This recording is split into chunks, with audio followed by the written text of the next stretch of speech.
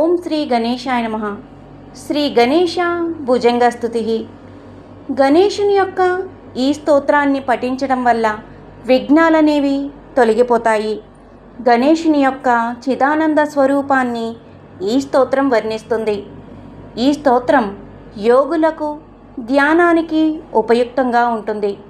ప్రతి శ్లోకంలో గణేశుని రూపం, గుణాలు, శక్తులు అద్భుతంగా ఈ స్తోత్రం వర్ణించబడింది.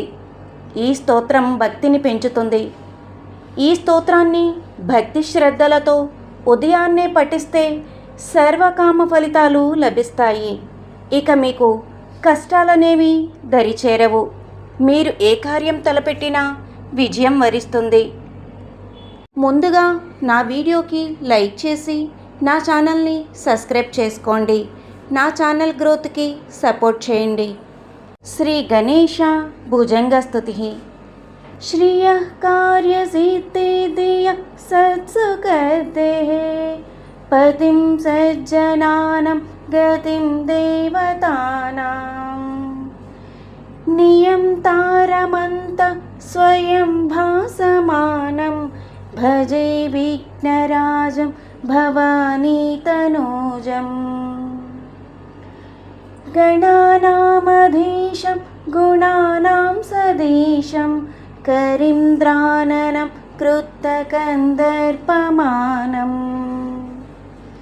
చతుర్బాహుయుక్తం చిదానందసక్తం భజే విఘ్నరాజం భవానీ తనూజం జగత్ప్రాణవీర్యం జనత్రాణశౌర్యం సురాభీష్టకార్యం సదాక్షోభ్యధైర్యం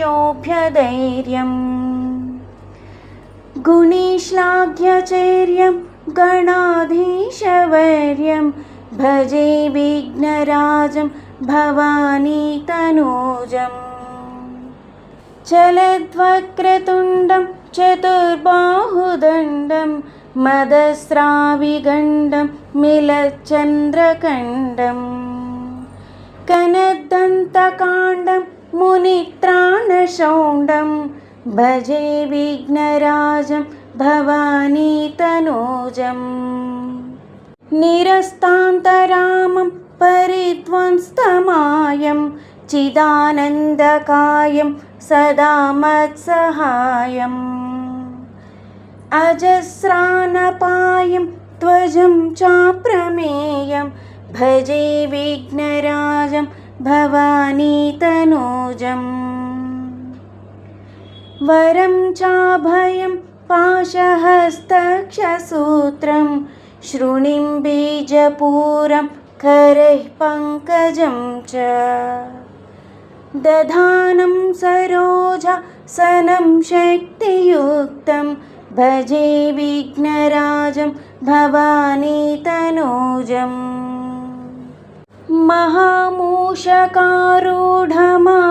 మహామూషకారూఢమాధారశక్త్యా సమారాధితాంగ్రిం మహామాతృకాభిః సమావృత్య సంసేవితం దేవతాభిః భజే విఘ్నరాజం భవానీ తనూజం శ్రుతీనం శిరోభిః స్తుతం సర్వశక్తం పతిం సిద్ధిబుద్ధ్యోర్గతిం భూసురాణాం సురాణం వరిష్టం గణానామధీశం భజే విఘ్నరాజం భవానీ తనూజం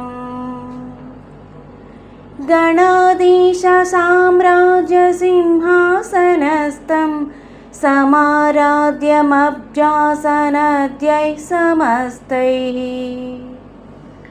ఫణభృత్సమాబద్ధతుండం ప్రసన్నం భజే విఘ్నరాజం భవానీ తనూజం లసన్నాగకేయూరమంజీరహారం భుజంగాదిరాజ స్ఫురత్కర్ణపూరం కనద్భూతిరుద్రాక్షరత్నాదిభూషం భజే విఘ్నరాజం భవానీ తనూజం స్ఫురద్వ్యాఘ్రచర్మోత్తరీయోపదానం తురీయాద్వయాత్మానుసంధానధుర్యం తపోయోగివర్యం కృపోదారచర్యం భజే విఘ్నరాజం భవానీ తనూజం